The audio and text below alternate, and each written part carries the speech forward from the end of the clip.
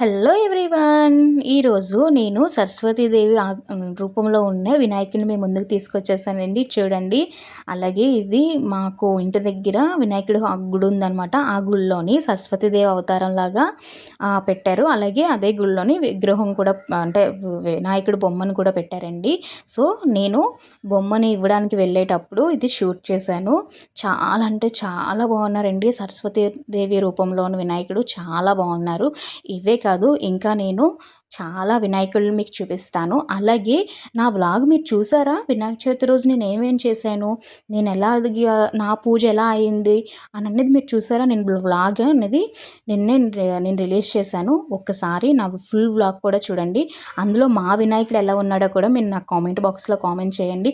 అలాగే మీ వినాయకుడు ఎలా ఉన్నారో కూడా నాకు కామెంట్స్ చేయండి. ఈ చిన్న వ్లాగ్ మీకు నచ్చినట్టయితే please like or share or subscribe. Bye bye.